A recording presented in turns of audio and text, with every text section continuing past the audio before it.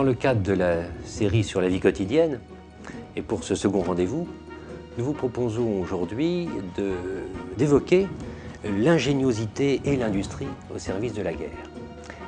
Cette période est tout à fait extraordinaire sur les évolutions du matériel guerrier, du matériel militaire et de cette propension que les hommes ont à se massacrer avec de plus en plus de matériel sophistiqué.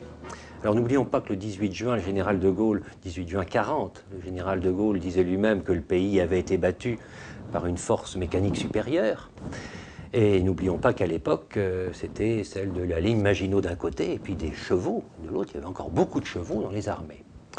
Et à l'inverse, en 1945, c'est l'explosion de la première bombe atomique à Hiroshima, puis à Nagasaki. Alors, dans cette période, c'est extraordinaire de voir les évolutions.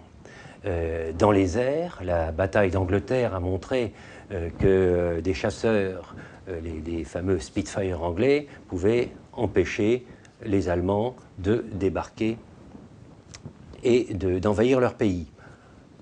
Sur les mers et sous les mers, la guerre sous-marine a fait rage, et c'est aussi l'arrivée des fameux porte-avions, des péniches de débarquement et des Liberty Ships. Et puis sur terre, c'est le char d'assaut. Dans tous les pays du monde, les chars ont occupé une place prépondérante. Alors, dans toutes ces années-là, on a vu arriver ce que les Allemands appelaient les armes secrètes. Il y a eu les premiers avions réaction, qu'on oublie, les Messerschmitt 262 allemands, puis les terribles V1 et les terribles V2, qui ont été les premières fusées. Pour conclure, si vous voulez, on retiendra aussi, dans toute cette période, quelques appareils et véhicules complètement emblématiques. Tout le monde sait ce que c'est qu'une Jeep. Eh bien, la Jeep américaine, la Jeep Willys est apparue à cette époque, tout comme l'utilisation du radar et les outils de cryptage, notamment le système Enigma allemand. Voilà quelques exemples pour montrer tout ce qui a pu évoluer en termes de matériel militaire sur cette époque.